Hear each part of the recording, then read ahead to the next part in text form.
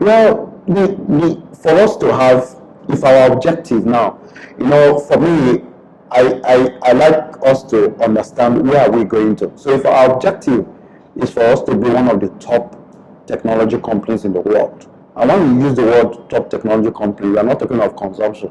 Because if it's on consumption, we are 180 million. So that means by default, we are the top technology company by consumption. So we need to be specific by the way we are very ambiguous with our words. So let me be specific. If we want us to be the top technology production country, then our objective is to have those kind of businesses that will improve the production of technology. Production of technology, not the usage of technology. So when you use, like for instance, WordPress to build an e-commerce site, it is WordPress that you are using to build the e-commerce site. Yes, unless you used a different software. You have not produced one software, you have already produced a solution to enable a business. So we need to be very, we need to be sure we're not conflating words. Yes, but there are ways you can create software that will emulate what WordPress does, that our e-commerce companies can use. In that way, it becomes a Nigerian technology. And if we validate it with our local instances, then we can easily sell it to the world. But we don't.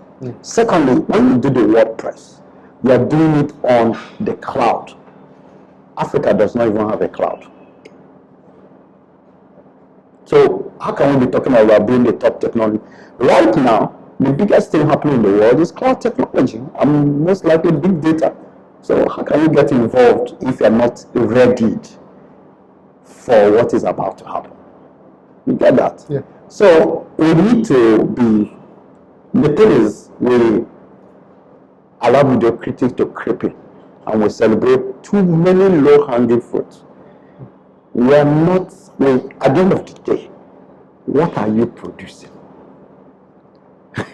We have our consumption, we are importing from India. But I'm happy that few Nigerian companies are in the enterprise space. A friend, my first staff, I had this company, 1997. I created the first startup in Nigeria, they called it NGEX, which I co-founded it with my friend. He's running it, I'm not in the business. But right now we are doing business. My company has just been selected as a technical partner. So we are doing strategy for them and all that. So while I was operating that startup, I created a software company. It was called Metron System. My second staff, the company, has a company now.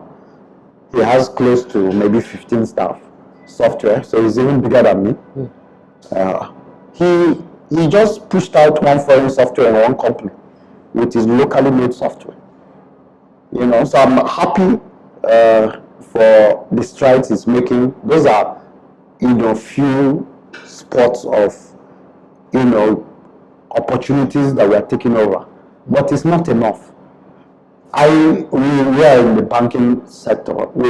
I knocked out an ATM owner from their ATM with my own software.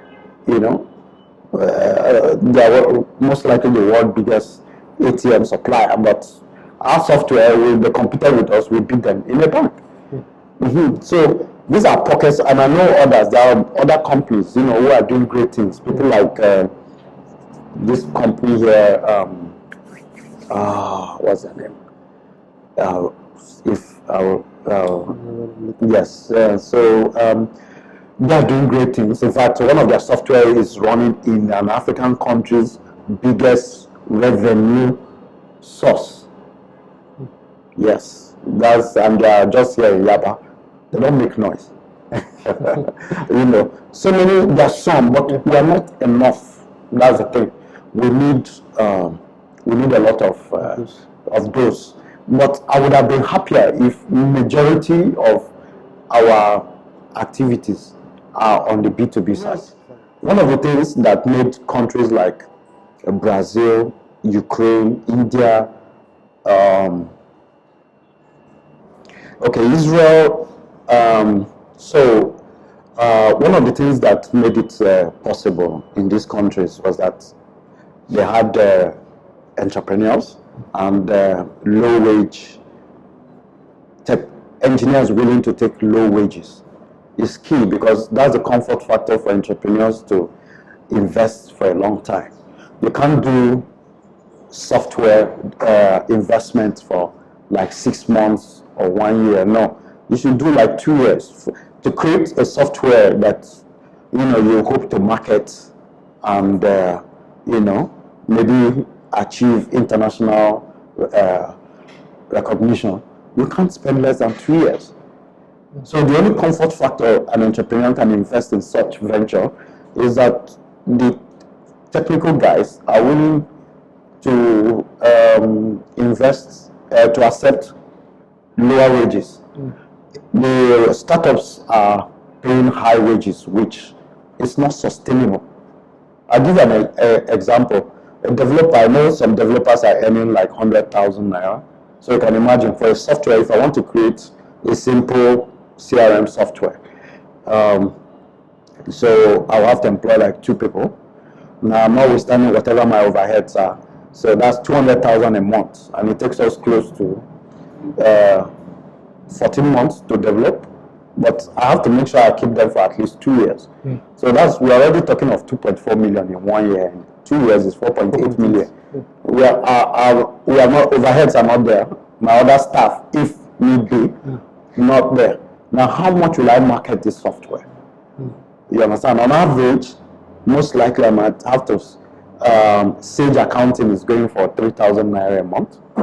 So let's do the math. So how many? So when you look at those numbers, you can't afford to create. It's not attractive for an investor to say, oh, let me invest in building a traditional software business. It's too expensive. You understand? So we need numbers of engineers. So that's why the Indian law that allowed regions to create was a factor, because when you have too much of supply, you understand, the prices go down. Exactly. So we need that. Unfortunately, now we don't have that numbers in the tech community. You understand? So, and that's why we don't have an ecosystem, because if we do, and we are turning out good quality engineers, the wages will go down. Normally, we shouldn't be getting, in the traditional software business, we shouldn't be getting engineers swinging from one outfit to another. It's a reality. It's only in startups we hear this, because they need to get the best hands, right, to create these products so that investors will be impressed. But traditional software companies and houses, develop their engineers in-house to their methodologies, to their ethics, to their frameworks, everything. So they are groomed, and it's a good place career-wise for software engineers, because you have to go through all the, from junior programmer to senior programmer, and then you go to different facets of software management, from testing to support, professional sales and all that. You are exposed to different, you don't, in a startup, you don't have that structured environment, because everyone is focused on getting the product out and impressing investors and then scaling. You understand? In the software house, it's not about scaling. We don't do scaling. No, because most times we grow organically. Yeah. So you see, it's different culture, but you see, the startup is the risk, the enterprise is the stable one. So we need to have a balance. So for us to achieve that, like I said, we need to reset everything. When we know, we have to learn a whole lot. People mistaking startup to be technology. Startup is a business model. It's nothing to do with technology. So people like to use the same, conflation is a big deal. Yeah. It's a big thing in this environment. So people are talking about technology and they're talking about startups. How is that? Startup is about the business model. You understand?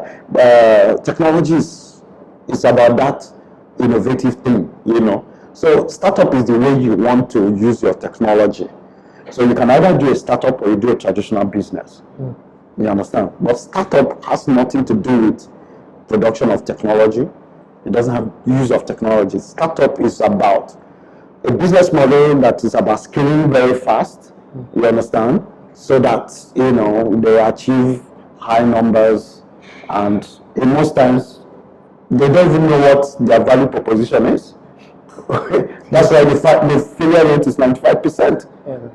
So keep pivoting all over. We heard about Jelly that just got bought by Pinterest.